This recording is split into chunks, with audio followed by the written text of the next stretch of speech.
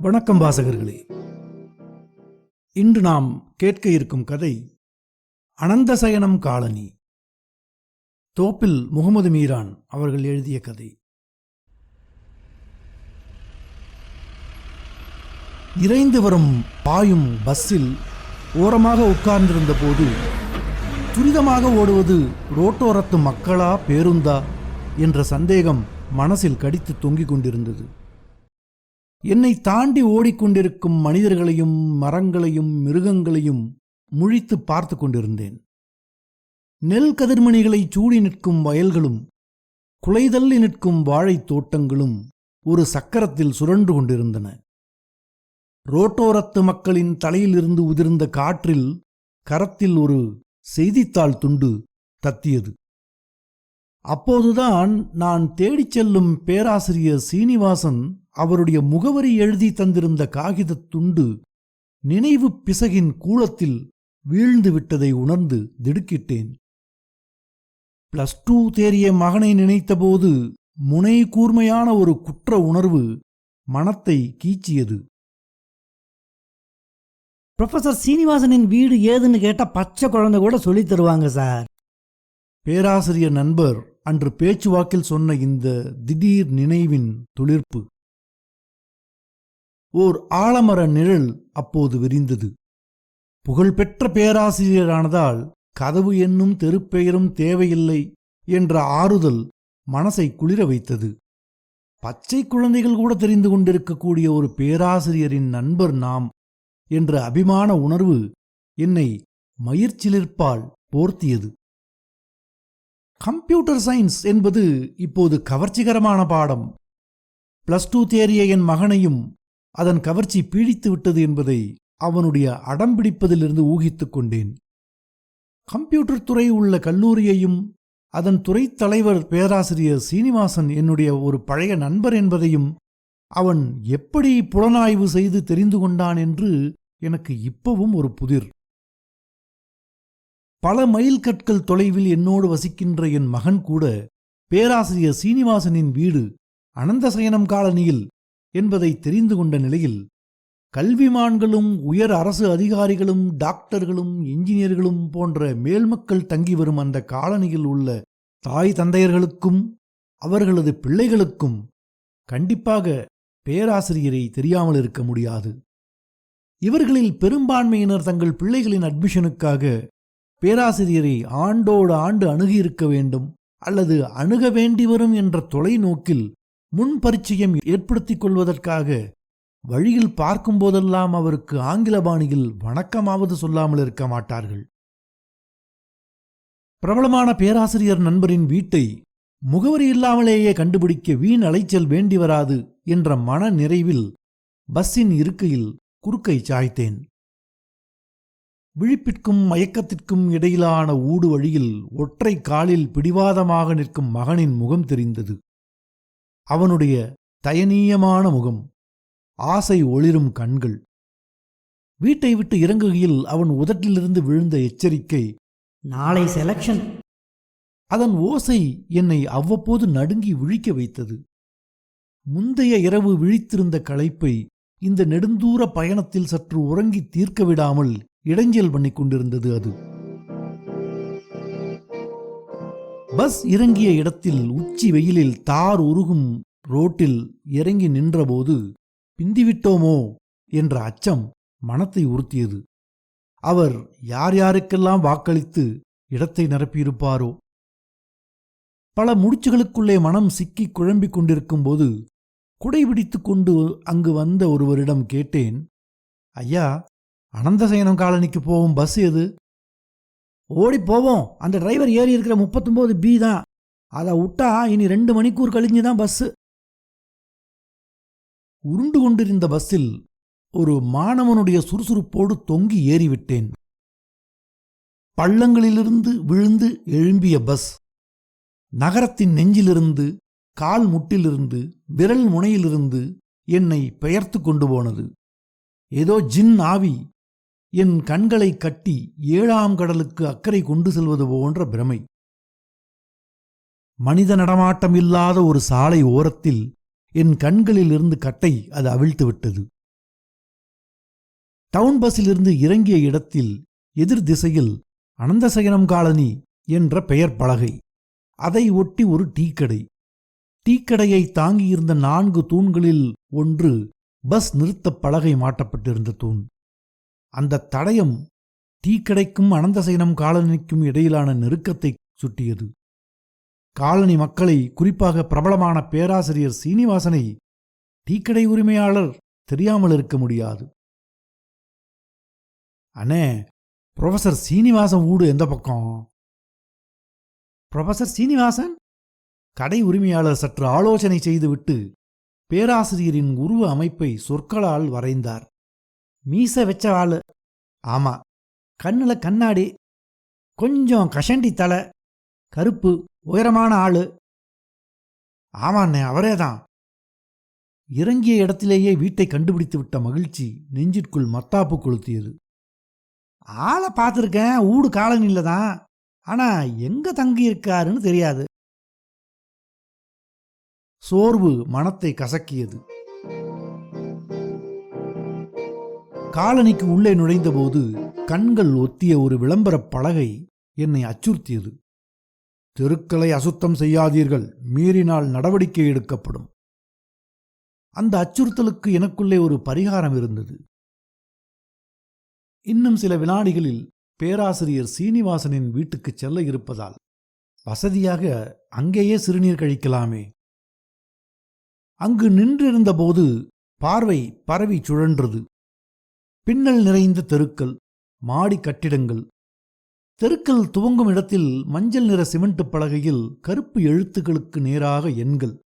ஏ 1 முதல் 100 வரை, B 20 to 60. இப்படி எந்த தெருவில் முதலில் நுழைவது என்ற குழப்பம். ஐயப்பாடுகள் மனத்தை கிளறின. வெறிச்சோடி கிடக்கும் தெருக்கள், மயான அமைதி. யாரிடம் போய் விசாரிப்பது? விடுமுறை நாட்களில் என் மகனும் அவனுடைய நண்பர்களும் எங்கள் தெரு மணலில் கிரிக்கெட் மட்டையால் அடித்து தூள் கிளப்பி கூப்பாடு போடுவதை நினைத்தேன். ஏனையோர்களையும் கண்டிப்பதுண்டு. ஏண்டா தெருவில் கிடந்து கத்துதியா, வீட்டுக்குள்ள போய் படிங்களே. இதை அவர்கள் காதில் வாங்கிக் கொள்வதே இல்லை. எரிச்சலாகவே இருக்கும் அவர்கள் மீது அப்போது. அனந்தசயனம் காலனியில் ஏதேனும் தெருவில் பிள்ளைகள் கிரிக்கெட் விளையாடுகிறார்களா என்று கூர்ந்து நோக்கத் தோன்றியது. ஆள் அசைவுகள் அற்று காணப்பட்ட தெருக்களை கண்டபோது அங்குள்ள கட்டிடங்களில் மனித வாசம் இல்லையோ என்று தோன்றியது. அகர வரிசையில் முதலில் ஏயை நோக்கி கால்கள் நகர்ந்தன. வீட்டு வாசல்களில் கண்களை ஓட்டி நடந்தேன். பெயர் பலகைகள் உள்ள வீடுகள், இல்லாத வீடுகள். எந்த தலையும் வெளியே தெரியவில்லை.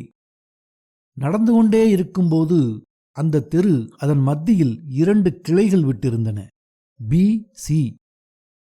சற்று தயக்கத்திற்கு பின் பிக்குள்ளே. எம்மா! ஓடி வாசல் பக்கம் சென்றேன். தலைவாசலில் உள்பக்கம் பெரியதொரு பூட்டு தொங்கிக் கொண்டிருந்தது. புரொஃபசர் சீனிவாசனின் வீடு? தெரியாது. அவள் வெடுக்கென்று உள்ளே வேறி சென்று கதவை சாத்திவிட்டாள். போராவ. பி வழியாகவே நடந்தேன். 2 கால் எட்டி போட்டதும் பியிலிருந்து மீண்டும் 2 கிளைகள், சி, டி. ஒரே குழப்பம், எங்கு நுழைவது? சிக்குள்ளே நுழைந்தேன். தெருவின் 2 மடங்கிலும் கண்ட பெயர் பலகைகள் அனைத்தையும் வாசித்துக் கொண்டே நடந்தேன். மூடப்பட்ட வாசல்களில் நாய்களின் படங்கள். மேலும் பொறுத்து கொண்டிருக்க முடியாத நிலை. காலனிக்கு உள்ளே நுழையும் போது கண்ட எச்சரிக்கை பலகை கண்ணை உறுத்தியது. பேராசிரியரின் வீட்டை கண்டுபிடிக்கும் வரை சிரமங்களை அடக்கிக் கொள்ளாமல் வேறு மார்க்கமில்லை என்ற முடிவுக்கு வந்தேன். கால்கள் முன்னோக்கி நகர்ந்தன. சற்று தொலைவில் ஒருவர் இரும்பு வாசலை திறந்து ஹீரோ ஹோண்டாவை வெளியே உருட்டி இறக்கினார். அதை கண்டதும் மூச்சு வந்தது. அவரை வெளியே விட்டு ஓர் அழகி வாசலை உள்ளே பூட்டால் பூட்டினாள். காலை பின்பக்கமாக எடுத்து போட்டு வண்டியில் உட்கார்ந்து அவர் வண்டியை ஸ்டார்ட் செய்யும் வினாடிகளுக்குள் ஓடி அவர் பக்கம் சென்றேன். சார், புரொஃபசர் சீனிவாசன் வீடு? தெரியாத. என் முகத்தை கூட பார்க்கவில்லை. சொன்னதை கேட்டாரோ தெரியவில்லை. கரிப்புகையை என் மூக்கிற்குள் திணித்துக் கொண்டு பாய்ந்து விட்டார். அந்த கரிப்புகையை சுவாசிக்க வேண்டியதாயிற்று. சுவாச நாளத்தில் மண்டிய அந்த புகையை சீந்தி சீந்தி வெளியேற்றிக் கொண்டு நடந்தேன். தெரு ஓரத்தில் மரம் முளைக்காத ஓர் இடத்தில் வைத்து என் தலை இரண்டாக பிளந்தது. டி.சி. இந்த பிளவு என் பொறுமையின் தெளிநீரில் கல்லை போட்டு குளம் கலக்கியது. டியுடைய நெஞ்செலும்பில் காலோங்கி மிதித்து நடக்கும்போது ஏதோ ஒன்று நெஞ்சை மிதிப்பதாக தோன்றியது. எனக்கு முன்னால் மல்லாந்து கிடப்பது எது புரியவில்லை. எல்லா நரம்புகளிலிருந்தும் ஊறி இறங்கிய சினம் திரண்ட கால்களால் ஓங்கி ஓங்கி மிதித்து கொண்டு அதன் மீது நடந்து கொண்டிருந்தேன். ஒரு பாலைவன பயணியின் களைப்பு கால்களில் உண்டானது. மூச்சு இறைப்பும். இருமாடி கட்டடத்தின் நிழல் விழுந்த தெரு ஓரத்தில் அதன் சுவரில் சாய்ந்து நின்று காலாற்றினேன். கண்ணெதிரில் தெரிந்த வீட்டு எண்ணை வாசித்தேன். டி 89. காம்பவுண்டிற்குள் நின்றிருந்த வேப்ப மரம் தரையில் பரப்பிய குளிர்ச்சியில் பிரம்பு நாட்காலியில் அமர்ந்து ஒருவர் ஆங்கில பத்திரிகையின் சிறப்பு மலர் வாசித்துக் கொண்டிருப்பது தெரிந்தது. அவர் மடி மீது உட்கார்ந்து கொண்டிருந்த ஒரு ஜடை நாய்க்கு தடவி கொடுத்துக் கொண்டிருந்தார். காம்பவுண்டு சுவரில் உள்ள இரும்பு வாசலில் உட்பக்கம் பெரிய பூட்டு ஒன்று தொங்கிக் கொண்டிருந்தது. இவரையே கேட்டு பார்ப்போம். மெல்ல வாசலை அடைந்தேன். அவிழ்த்து விட்டிருந்த 3 நாய்கள் உள்ளே பல திசைகளிலிருந்து குதித்து வந்தன. அவர் மடியில் உட்கார்ந்து கொண்டிருந்த நாயும் கால்களை தூக்கி வாசல் கம்பியில் வைத்துக்கொண்டு செவி வெடித்து பிளக்கும்படி குறைத்தன. என்னை கடித்து குதறுவதற்கு தடையாக இருந்தது என்னளவு உயரமான இரும்பு கிரில் கேட்.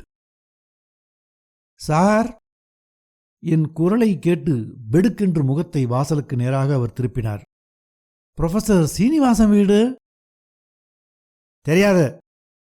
முகத்தை மறுபடியும் சிறப்பு மலரின் வண்ணப்பக்கங்களுக்குள் புதைத்தார். வாசித்து விட்ட வரி விட்டுப்போன எரிச்சலோ என்னவோ தலையை சொரிந்தார். அல்லது வேற்றுமுகம் கண்ணில் பட்டுவிட்ட வெறுப்போ தெரியவில்லை. வாசலை திறந்து நாய்களை ஏவிவிட்டு என்னை கடிக்க வைக்கவில்லை. அவர் செய்த அந்த ஒரு நன்மைக்காக அவருக்கு நன்றி சொல்லத் தவறிவிட்டேன். விட்டில் காலில் கட்டிவிடப்பட்ட நேரத்தின் பின்னால் நான் நடந்து கொண்டிருந்தது டி வழியாக. திக்கு தெரியாமலும் முகங்கள் தெரியாமலும் தெரிந்த ஒரே முகம் ஆசை ஒளிரும் என் மகனுடைய விடலை முகம். டியின் விழாவிலிருந்து 2 எலும்புகள் சுழன்று மீண்டும் தெருக்களாக பரிணமித்த திகைப்பில் அந்த சந்திப்பில் நின்றுவிட்டேன். B.A. நாசம்! இந்த அனந்தசயனம் காலனிக்கு முடிவே இல்லையா? தெருக்கள் பின்னி கிடக்கும் இந்த காலனி போய் போய் அலரும் கடல் திரைகள் நுரைகள் கக்கும் விளிம்பை தொட்டுவிடுமோ? பச்சை குழந்தை கூட சொல்லித் தருவாங்கோ.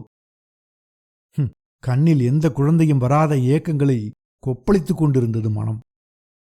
டியிலிருந்து பியை நோக்கி திரும்பும்போது தொண்டையில் தங்கியிருந்த கடைசி துளி ஈரமும் வறண்டு விட்டது. இப்போதைய தேவை பேராசிரியரின் வீடு அல்ல. வறண்டு சுருங்கும் தொண்டையை நனைத்து குரலை உருவி எடுக்க ஒரு கோப்பை தண்ணீர். சட்டை வியர்வையில் பொதுமையிருந்தது. உச்சியிலிருந்து வடிந்த நீர் முகத்தில் சால்கள் கீறின. வேட்டி முந்தானையை தூக்கி முகத்தை துடைத்துக் கொண்டேன். நின்றிருந்த இடத்தில் காலில் குளிர்ச்சி அனுபவப்பட்டது. எதிர்வீட்டின் வெளிமடையிலிருந்து நீர் வடிந்து தெருவுக்கு வந்து கொண்டிருந்தது. அந்த வீட்டின் சுவரில் ஒட்டியிருந்த பெயர் பலகையை கண்கள் தடவின. S.K. Shankar, IAS, retired. அரசை மக்களோடும் மக்களை அரசோடும் தொடர்புபடுத்தி தேய்ந்து போன கன்னி. அந்த ஈரம் அந்த நெஞ்சிலும் இருக்கும் என்ற நம்பிக்கை அந்த வாசல் அருகில் என்னை இழுத்தது. முற்றத்து தண்ணீர் குழாயில் பழுதடைந்த நல்லியிலிருந்து தண்ணீர் பீச்சி அடித்துக் கொண்டிருந்தது. சார்!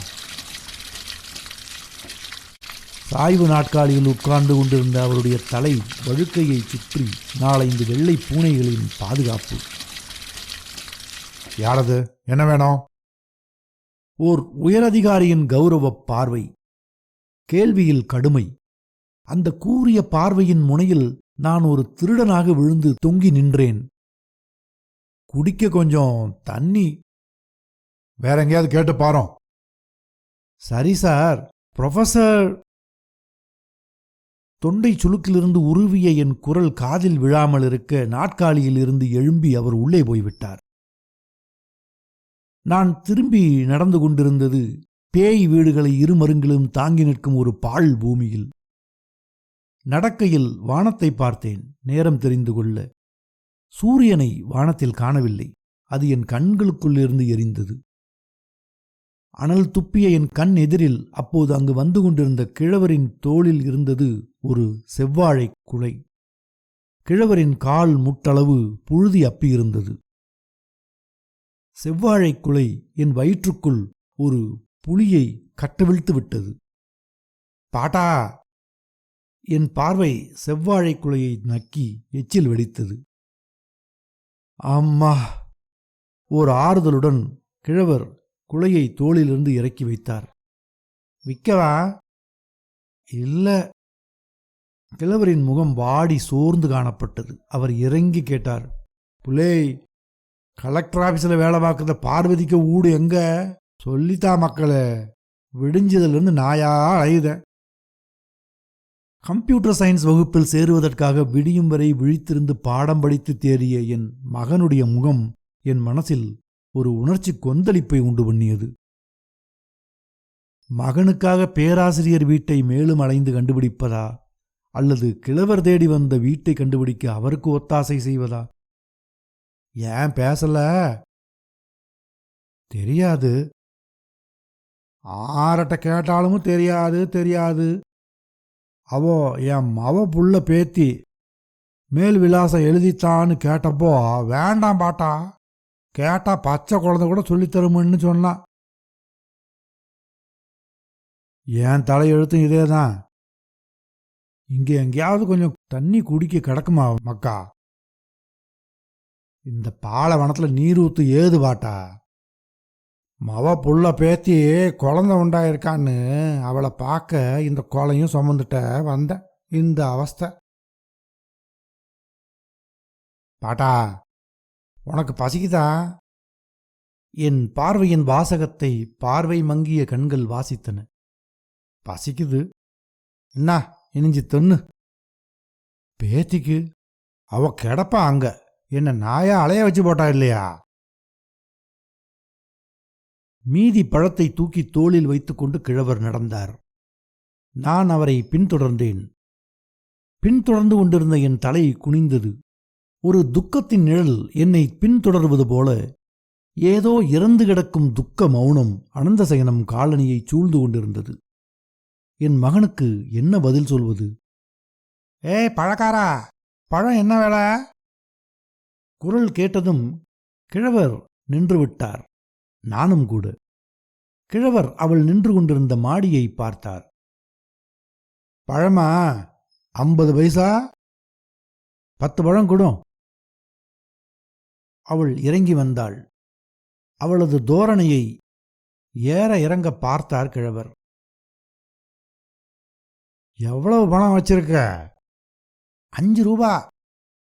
5 ரூபாய்க்கு ஒரு பழம் தான் தருவேன். மனுஷன்மாருக்கு தான் 50 பைசாவுக்கு கொடுப்பேன். 50 பைசாவும் கொண்டு பழம் நட்ட வந்தியாக்கும். நாங்கள் ஏதாவது தெரியாத இடம் கேட்டா சொல்லுக்க உனக்கு நாக்கு இளவாது. 5 ரூபா பழத்தை 50 பைசாவுக்கு நொட்டிட்டு போவ உனக்கெல்லாம் நாக்கு இளவும். பாட்டா, ஒன்றும் பேசாதுங்கோ. அரசு அதிகாரிகளும் மேல் மக்களும் வாழக்கூடிய இடம். நான் வேண்டினேன். நாயை அவிழ்த்து விட்டு விடுவார்களோ என்ற பயம் எனக்கு. எவனானா எனக்கு என்னடா? கிழவரின் முகபாவனை மாறிவிட்டது. முகத்தில் இரத்தச் சிவப்பு, கண்களில் கோப முழக்கம். நான் அலைஞ்ச அலசல் எனக்கு தான் பிள்ளை தெரியும். கிழவர் என்னை கோபமாக முறைத்து கொண்டு விறுவிறுவென்று நடந்தார். பாட்டா, சோழிய பாருடா. அலறல் கேட்டு திடுக்கிட்டேன்.